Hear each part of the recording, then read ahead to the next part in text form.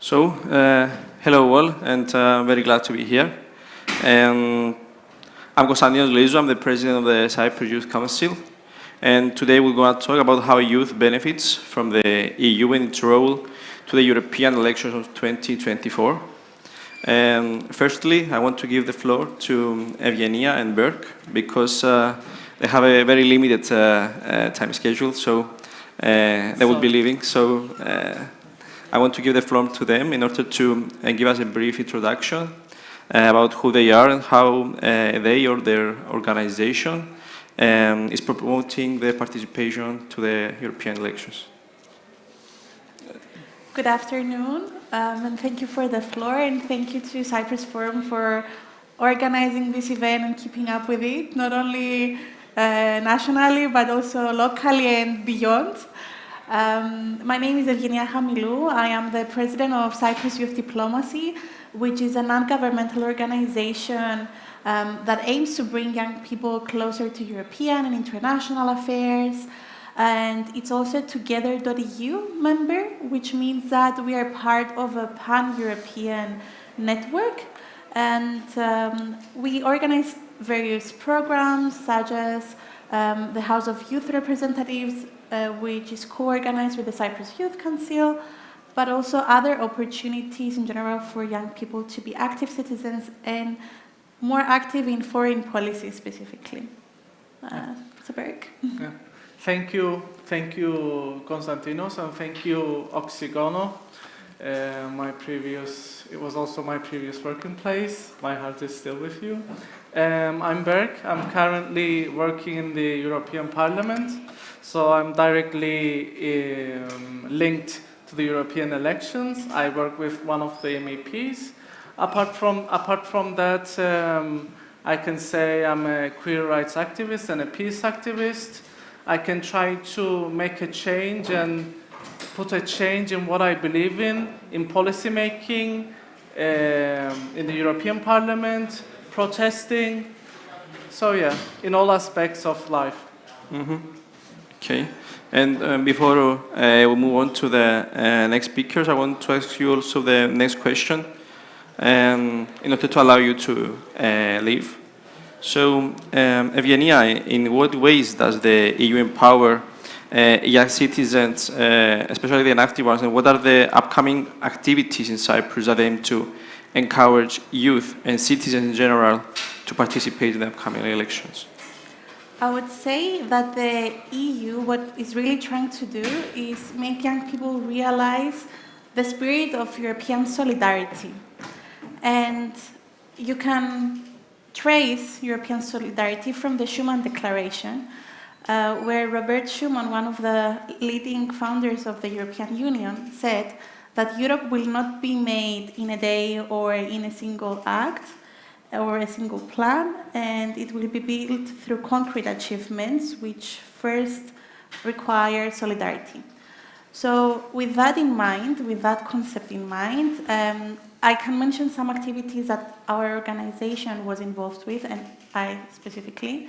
For example, as part of this Together.eu network, we have the opportunity to attend partner network events in Brussels to build our capacity on how to communicate messages. So without the EU and the European Parliament specifically being there to help us, we wouldn't be able to spread across the messages that we want. And I think that also connects to the second part of your question about what we are doing in Cyprus. Now the Cyprus Youth Diplomacy Organization, along with the Cyprus Youth Council and the APLA NGO, we're trying to communicate some of these messages ahead of the European elections. We created a reel on Instagram and a post on TikTok with more than 30,000 views in 24 hours to convince young people to register to vote for the upcoming elections. Moreover, we are currently in the phase of some podcasts with European election candidates from Cyprus. We designed our own board game. It's very similar to the concept of Monopoly. We called it Europoly. So what we do is we have a table with the board game there and every color is a category. Let's say European defense or economy or the environment. And while they play, they land on a specific European capital and they get asked questions based on these categories. There's so much more that is being planned, and I know that the time is limited, but if you do have any questions, not only about Cyprus Youth Diplomacy events, but also the people here will share their amazing events planned. For example, the Youth Council has a festival on Sunday, and you're all welcome to attend. And feel free to reach out, and if you want to get involved, and you should get involved, reach out to us. Thank you very much, Evgenia. Now to Berk. Are the European Parliament elections significant for building peace in Cyprus, considering the participation and representation of both communities? And is the EU inclusive regarding the Turkish Cypriot community, and what can be done to further empower Turkish Cypriot voices? Thank you. Thank you. It's a very question that I'm passionate about. So, as you know, European Parliament election has been held at the same time in all member states. But for Cyprus, it has a very, very, very special connotations. It is, firstly, the European Parliament election is the biggest democratic practice after the Indian elections per number. And why is it important for us? So, as far as we can all remember, all of our democratic practices in Cyprus is based on ethnicity. So Greek Cypriots choosing Greek Cypriots, Turkish Cypriots choosing Turkish Cypriots. And this is how our democracy, Republic of Cyprus, has been structured about. Mm-hmm. So, but since Cyprus joining into the European Union, we have managed to change that. Because European elections have become the only place that all Cypriot citizens, no matter of their ethnicity and where they live, can elect all Cypriot citizens and get elected at the same time. It is the only democratic practice that we can exercise intercommunally and jointly. So, moving on forward, in 2019, this norm was a success. With the first Cypriot citizens, who I work with right now, Mr. Niyazi, became the first Cypriot citizens getting elected into European Parliament with both Greek Cypriots and Turkish Cypriot votes, paving, I believe, in a pioneering way, path to a better and a peaceful Cyprus, where we can all, as all citizens of Republic of Cyprus, can come together and raise our voices collectively. Mm-hmm. Yeah. And I think this on itself, we exercising our democratic right together to wrap up, is a big step to making peace on our island, reconciliation, and to Cyprus settlement process. Of course, of course. And for the second part of your question, unfortunately, for the including Turkish Cypriots into European elections, Turkish is not an official language of the European Union. So therefore, all the budgeting and all the campaign and everything has only been made around Greek language in Cyprus. But since 2019,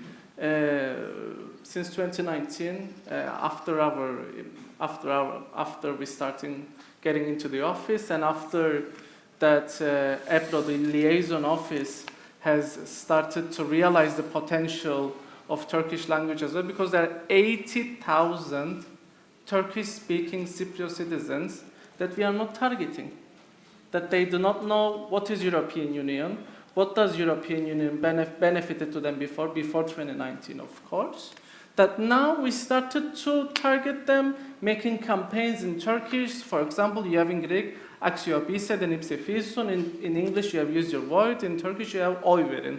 So even if people seeing in billboards saying oy verin, even making their own language that they can feel, they can emphasize with them. So to include, I think we are in a very, very minimal step of including Turkish Cypriots. We can start making Turkish language available in all government institutes. For example, when a government spokesperson makes a statement, it can be easily be done in Turkish subtitles as well, or more programs on RIG, or you know, when a Cypriot members of Parliament can try to speak more in Turkish, or the other 5. So yeah, language. I'll emphasize on language, making language more available. Thank you very much. Thank you. Thank you very much, and sorry that you couldn't stay longer. We apologize that we have to leave earlier. No. Thank And you. thank you, yes. Thank you, Constantinos and Thank you very much. Oxygono, for listening to us. Yeah. So, moving on to the next speakers, Liana, do you want to give us a small brief about who you are and what you or your organization or the project you are involved promote the participation? Hello everyone, my name is Liana, I'm 18 years old and I'm a Cypriot peace builder. I'm also currently the youth delegate of Cyprus to the Council of Europe, and in this role I represent the voices of Cypriot youth in the biannual Congress of Local and Regional Authorities, which is the Council of Europe body which promotes the voices of the 130,000 municipalities of Europe.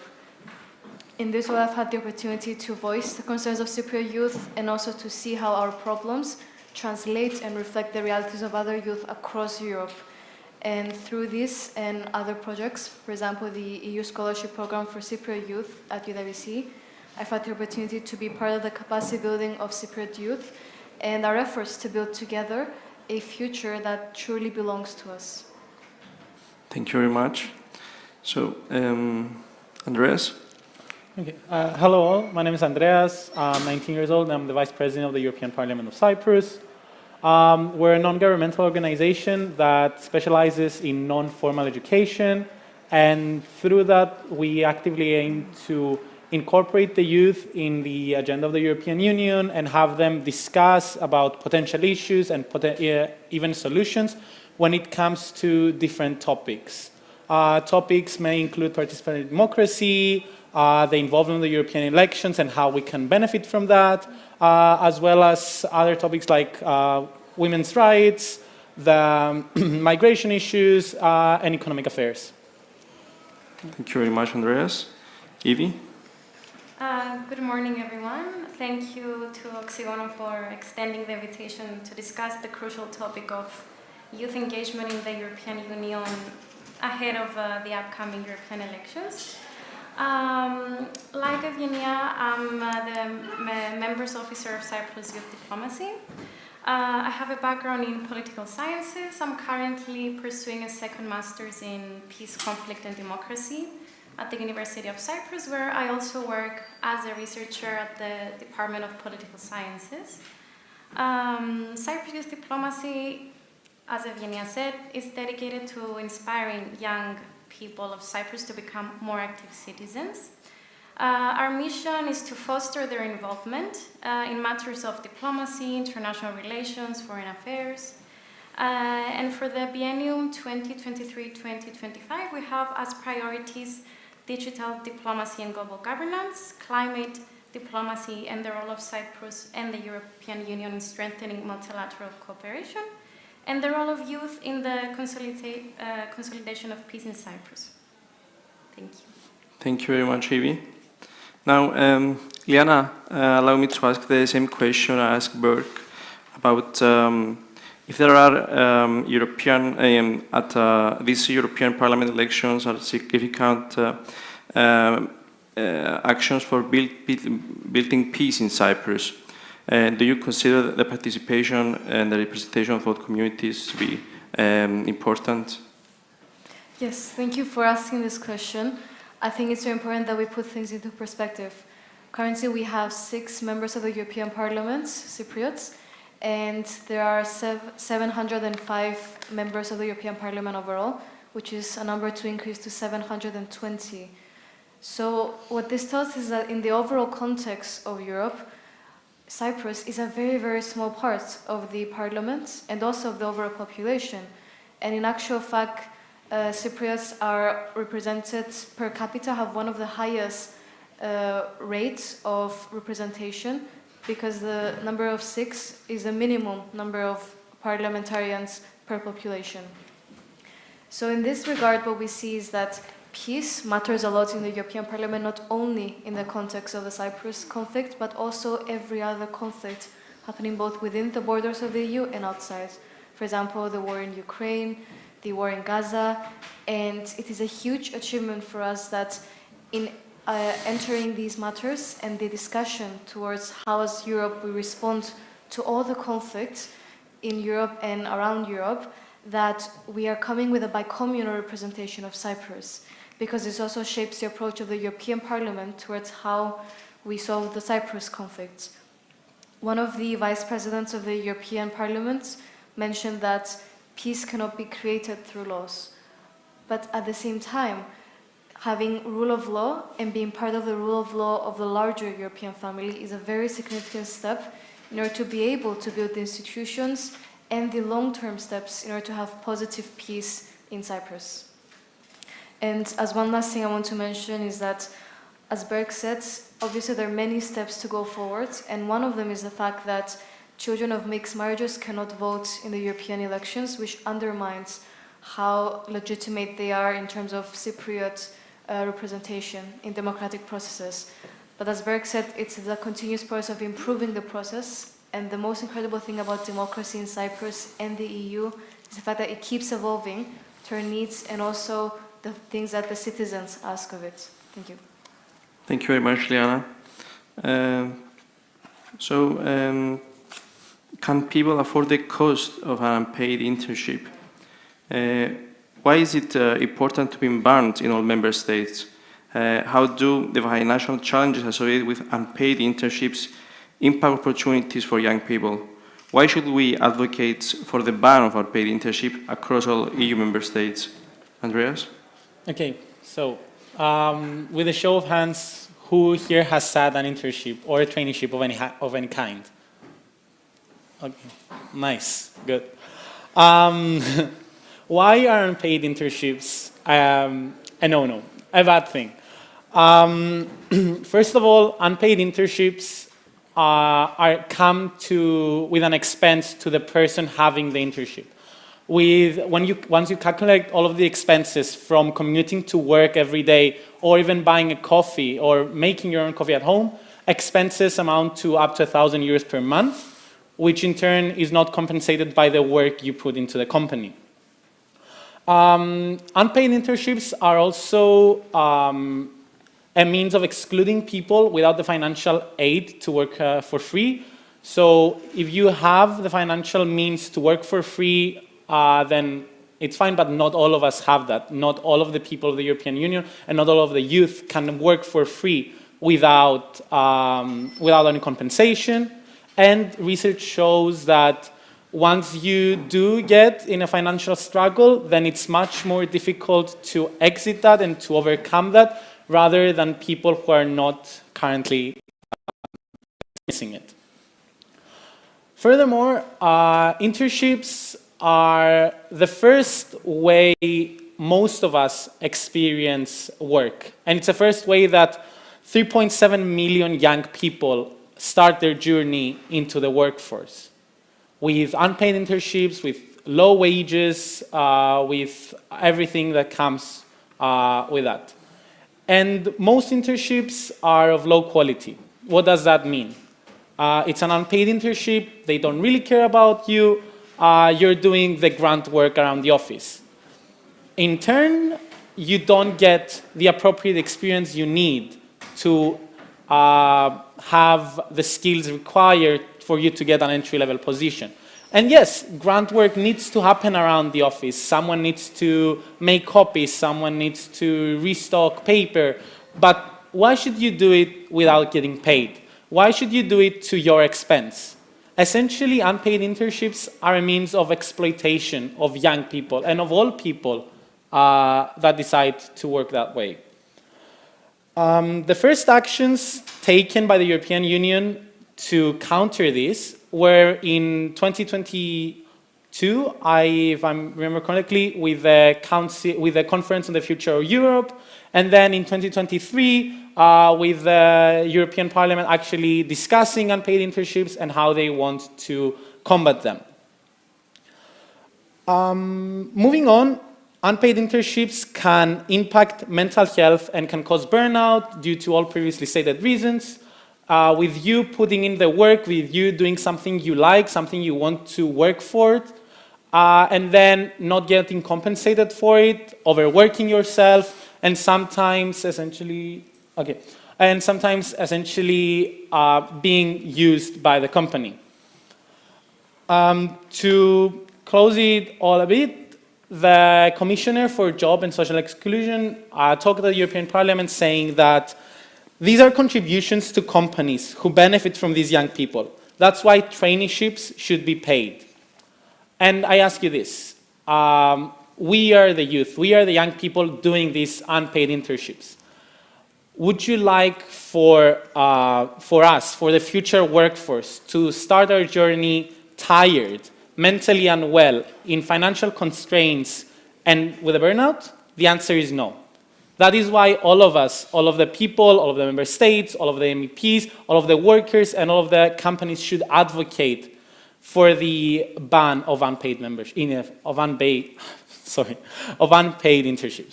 Thank you. Thank you very much, Andreas. And I will also want to continue with another challenge that the youth is facing regarding the ongoing housing crisis, and how does this impact the young people, and what are the broader social and economic implications of this phenomenon, and what policy measures can be implemented to address the specific challenges faced by young people in accessing affordable and sustainable housing.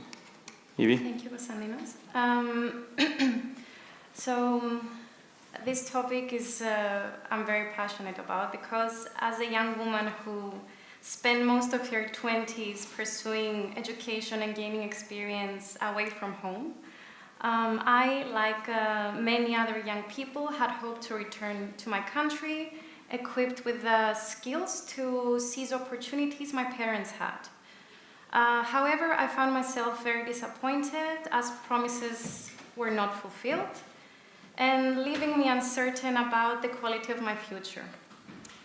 Statistics show that the average age at which at least 50% of EU citizens leave their parental homes has increased from 26 to 28 between the years 2007 and 2019, with countries like Spain, Greece, and obviously Cyprus.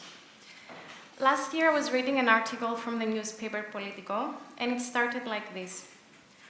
If you're a 30-something-year-old professional looking to settle down and buy your first home in a friendly, welcoming European city, think again. The home ownership is an increasingly distant dream for many Europeans.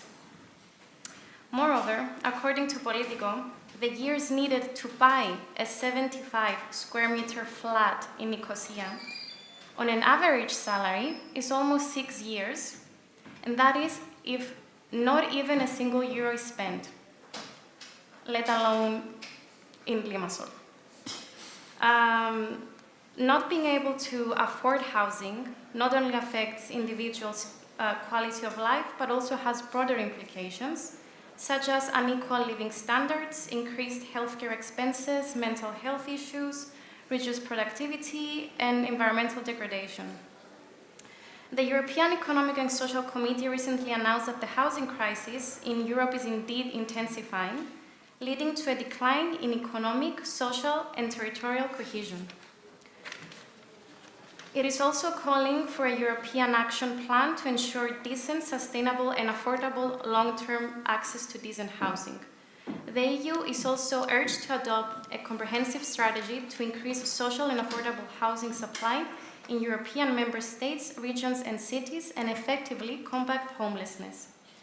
Some proposed measures to combat the EU's housing shortage include organizing an annual summit on affordable housing, establishing a universal right to housing through sector-specific regulation, and creating a European fund for investment in affordable, decent, and suitable housing.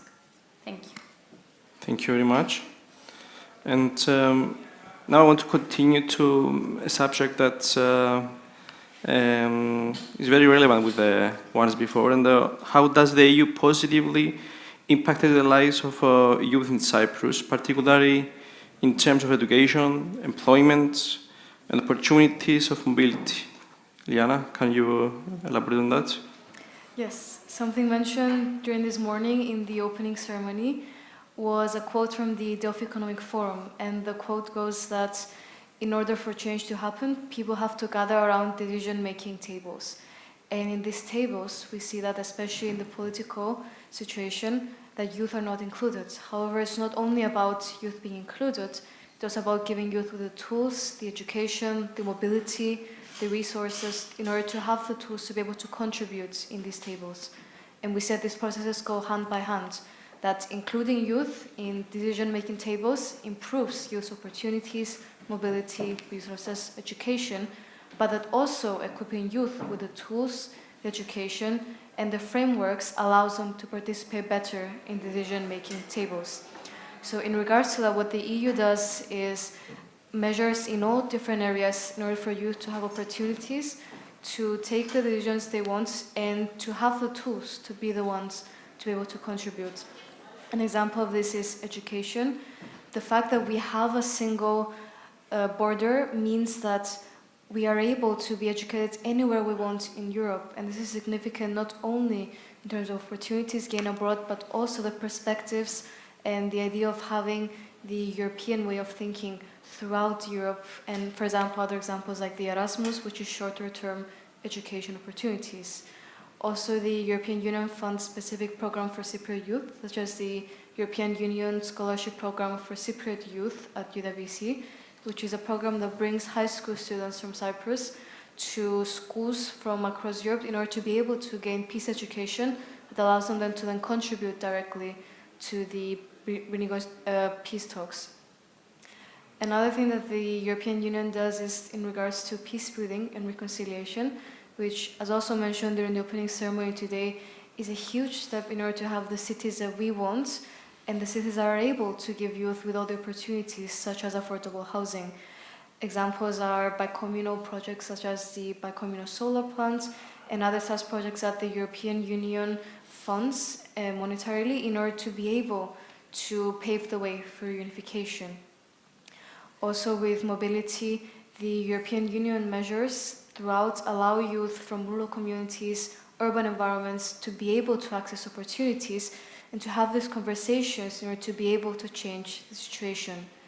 Overall, we see that, of course, everything is not perfect, but the presence of the European Union provides a different kind of pressure and also many more role models and good practice across the EU to emulate also on a local level, for example, in policy that this Cyprus government does in itself. Without this level of comparison and without this larger European family, it have been extremely difficult to be able to have these opportunities and to be able to push for change in the way that youth in Cyprus are currently doing. Thank you very much, Liana. And now moving on to Andreas. What is the Conference of the Future of Europe and why is it so important for the youth of the EU? Okay, so the Conference on the Future of Europe was the first of its kind. It was a pan-European, citizen-led series of debates and discussions that took place all across Europe and encompassed values of democracy, transparency, and inclusivity. The Future of Europe offered one of the first multilingual platforms with over 5 million users that were able to express their opinions on different pillars that the EU and the European Commission would take and turn into policies at a later time. Now, to answer the second part of the question about how this relates to the youth, it was the first ever time that the youth were given a voice in the European Union. It was the first time that the youth were given a separate place to voice their opinion amongst young people.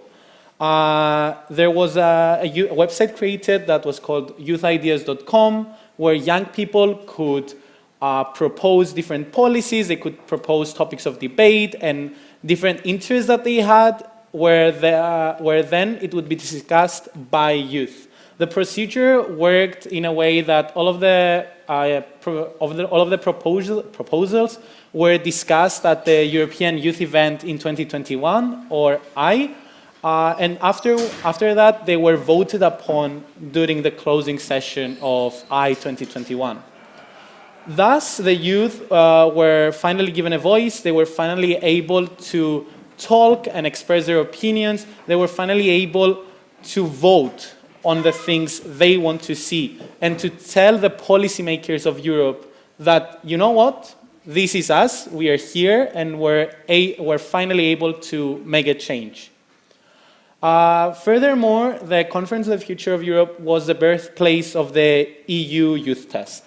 The EU Youth Test is a test, in quotation marks, that ensures that future policies drafted up by the European Commission will include our needs, the needs of the youth, into consideration, and they will be drafted with the youth in mind. Thank you. Thank you very much. And how can we address the critical barriers to full participation of young women in democratic life? What strategies is the EU already implementing to overcome these barriers and promote inclusive opportunities for young women in Europe? Evie? This is another topic that is very close to me. I would like to start with a statistic. According to UN, it will take 140 years for women to be represented equally in positions of power and leadership in the workplace.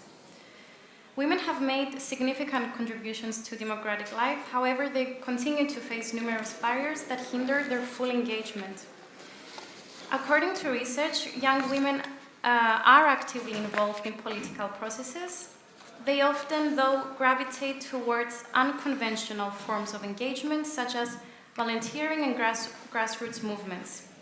This inclination is influenced by various factors, including gender stereotypes, political socialization, and societal expectations. It is important to prioritize the implementation of comprehensive gender equality policies across all levels of governance to ensure equal representation in political decision-making bodies that combat gender-based discrimination.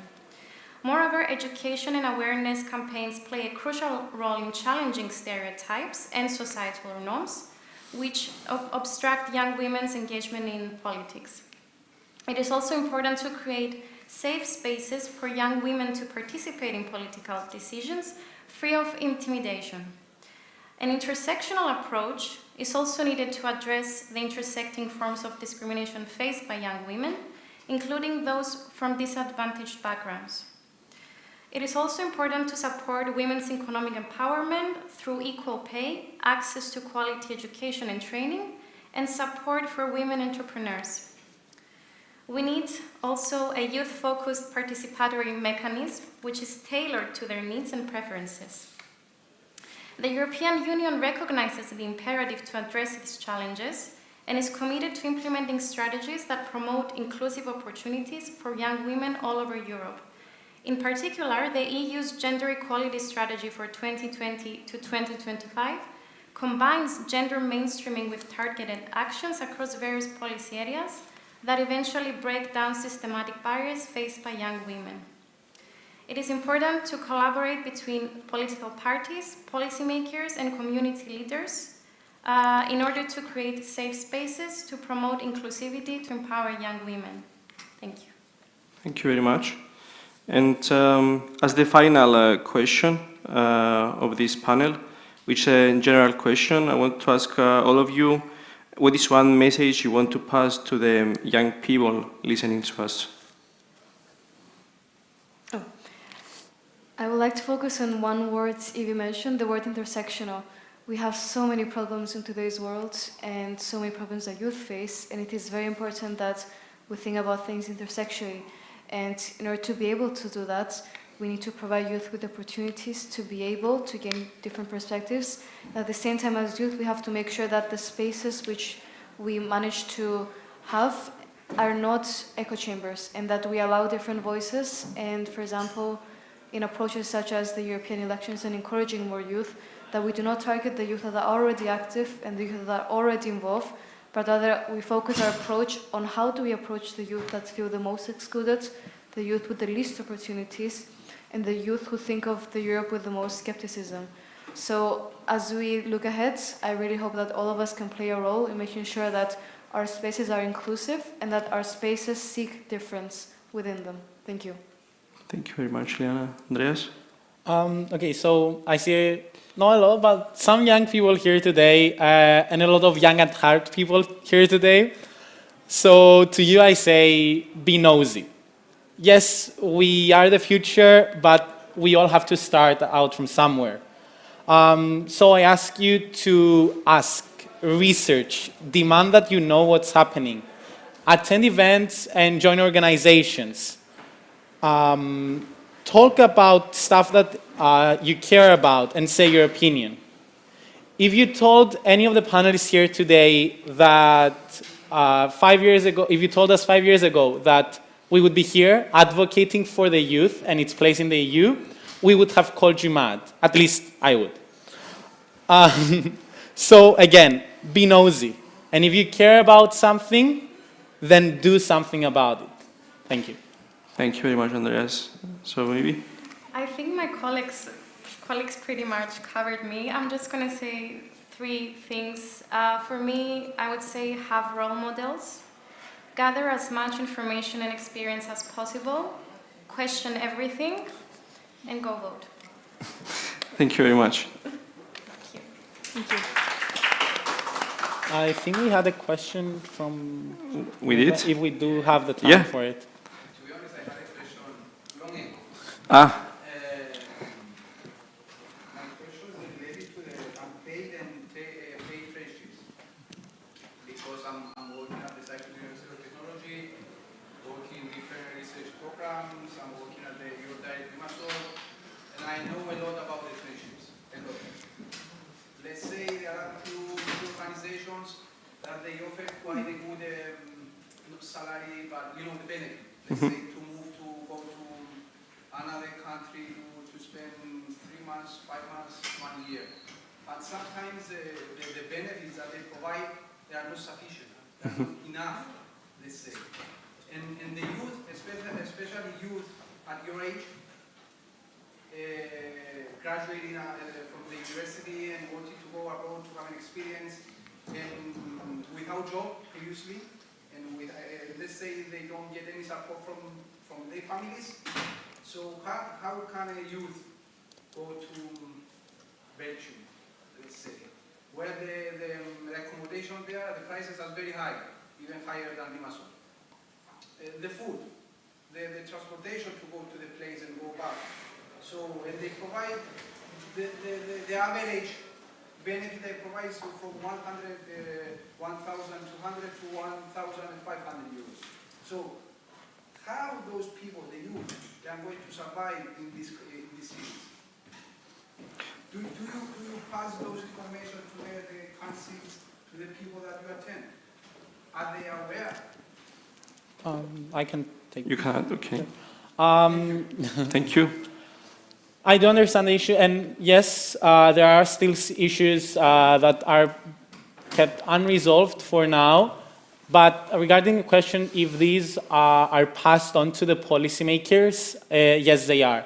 The structure of the unpaid internships policy at the moment, it doesn't have a really solid structure, but the idea behind it is that fair wage and minimum wage will be calculated based on each country's standard of living. So, for example, in Greece, you would have a much lower paid internship rather than in Cyprus, because our standard of living is higher. Same goes for Belgium with France, for Italy with Croatia, and stuff like that. So, yes, maybe it's not a complete and full wage at this time, but we do have to keep in mind that this is still an internship.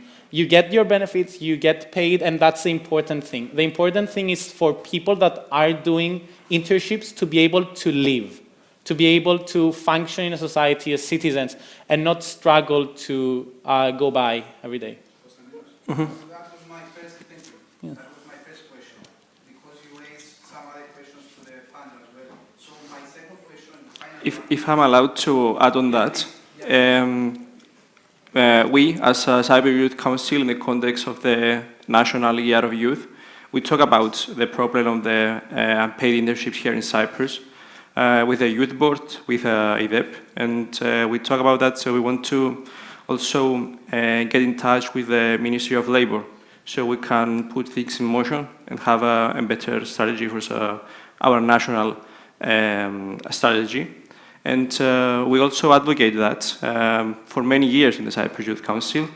And regarding the Belgium, Belgium have banned the unpaid internships through the court. And we are very happy to hear about this, and we want to promote that in the national level too. So yeah, there's a second question, and I think that's the final question we're going to take. Is it right? I mean, we prefer if you take it outside. So Yeah, okay. No, okay. Just my question was related to how is it, because Mr. Ioannides is here, he's a candidate for Liana. So for this, today's, but I will pass it to the next panel, and I'm sure he's going to reply. Okay, so thank you very much. Thank you very much, Cyprus Forum Cities, and all the speakers.